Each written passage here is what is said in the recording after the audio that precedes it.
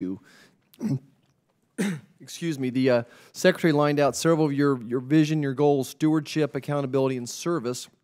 And several of my folks back home in the energy sector have said, indeed, under this administration, things are going in a positive direction, especially my friends from the Cuyahoga, Kansas oil and gas industry expressed their gratitude. I've been waiting here so long, my throat got scratchy. The Secretary has been a leader to ensure resiliency of the electric grid and has proposed that several proposed actions that could favor fuels with on-site storage like nuclear and coal. How could this approach, how could it disadvantage natural gas in particular, which is currently the most affordable fuel in the market? And what steps is the Department taking to invest in grid resiliency without picking winners and losers in the energy market? Yes. So thank you, Congressman. You know, I think it's been a long history of this country to have diversity. All the above is an important aspect to it. Obviously, natural gas has had significant improvements in technology, whether it's in turbine efficiency or production costs. And once again, we do feel is generally appropriate, as has been a bipartisan view of having diversity across all the energy types, and that we continue that. So we consider natural gas just as important as nuclear and coal. What other areas are we focused on around grid resiliency? This is a particularly interesting area for me as Undersecretary of Science. One particular area that we're focused on is in machine learning and artificial intelligence. Mm-hmm.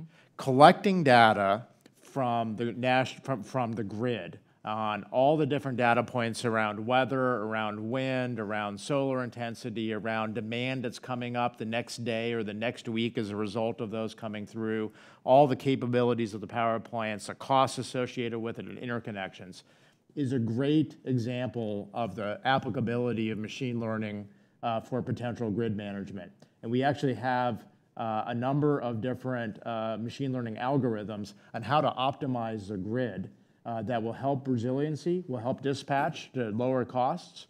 And it's a particularly very interesting area for us that, in addition to the points that the Secretary made earlier, that I wanted to point out on this important topic. Okay.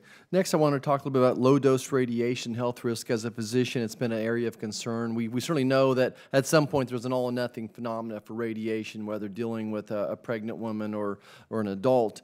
And we don't really know, where those limits are for low-dose radiation. And the House is proud that we passed H.R. 4675, the Low-Dose Radiation Research Act.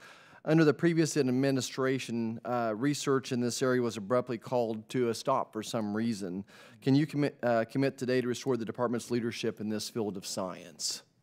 Congressman, as a user of low-dose radiation earlier in my nuclear engineering days, I'm completely sympathetic of the topic. We certainly have been discussing this. We've been getting up to speed on the past work that has been done. Should you appropriate that, exactly how we would take it forward. So should that happen, should you appropriate, we actually have specific ideas and plans. We're really focused on the genomics aspect, which is a bit new compared to the previous work and last administrations have focused on this topic, which is obviously an area of focus for and expertise for the Department, should it be appropriated. Right. I spent a little time exposed to some low-dose radiation myself in a nuclear reactor at Kansas State University. Lastly, I'd like to just talk about CFIUS for a second, in particular referring to CITGO. I don't know all the details, but I think Russia recently invested in CITGO. Some concern on my part about Russians owning refining industries in this country, and just wonder if the Department has any concerns about this. I apologize. I'm not the right person, but we can certainly follow up with that question. Okay. Thank you, and I yield back. Gentleman yields back. The chair wishes to thank both the Secretary and